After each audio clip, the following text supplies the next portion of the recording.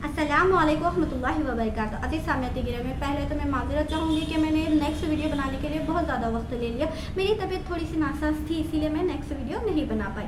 अज़ीज़ सामईन गिरामी, चलिए हम हमारे किस्से को मुकम्मल करते हैं। एक चोर ने दावा किया कि मैं जिब्राइल हूँ, रब्बुल आलमीन का भेजा हुआ हूँ, मैं इसलिए आया हूँ ताकि तेरी बेटी को नसीहत करूँ, उसके साथ ऐसा मामला करूँ कि तेरे वो क्या है गुनाहों से बाज आ जाए। किसने कहा? चोर ने कहा। बुढ़िया बड़ी सियानी थी, सिर्फ अल्लाह से डरने वाली थी और किसी से डरने वाली नहीं थी।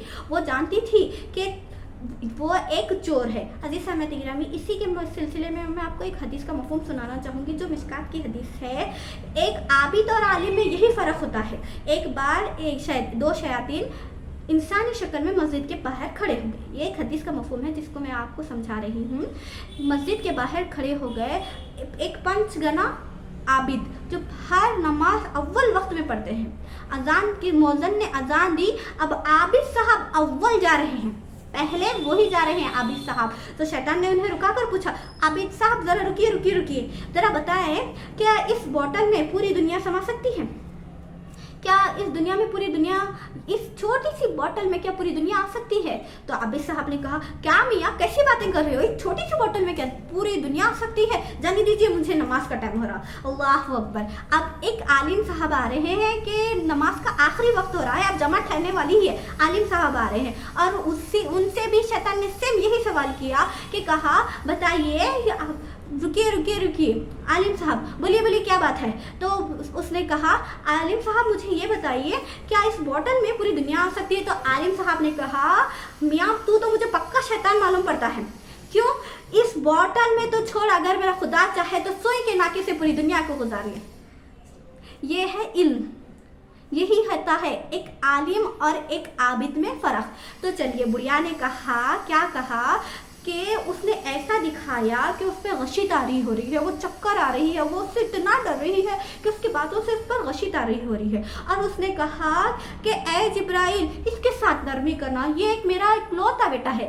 किस लिए कहा, किस मकसद से कहा बुढ़िया ने ऐसा? कि बुढ़िया जानना चाहती थी कि चोर उसके घर में क्यों घुसा है, उसका असली मकसद क्या है, किसका? चोर का। अब चोर ने कहा, ना मैं इसके कत्ल के लिए नहीं भेजा गया हूँ, मैं इसको मारने वाला नहीं हूँ। तो बुढ़िया ने पूछा, तो फिर किस लिए भेजे गए हो, फिर क्या मकसद है तुम्हारा, तुम किस लिए भेजे गए हो? तो उस चोर ने कहा, जो अपने आप को जिब्राइल बता रहा था, मैं इसलिए भेजा गया हूँ ताकि उसके पैसों की थैली ले लूँ और उसके दिल को रंज पहुँचाऊँ, उसको तकलीफ पहुँचाऊँ। जब वो तौबा कर ले तो उसके पैसों की थैली क्या है, उसे वापस कर दूँ।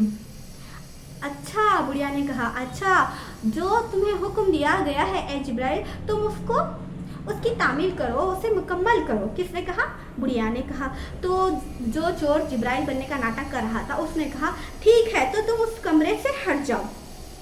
तो बुढ़िया हट गई और दरवाज़ा खोल दिया, वो अंदर दाखिल हो गया। अब चुराने तो वो आया था पैसों की थैली। जैसा ही वो कमरे में दाखिल हुआ तो वहाँ की हर एक कीमती चीज़ों को समेटने लगा और वहाँ की हर कीमती शय को जमा कर उसने एक गठरी बनानी शुरू की।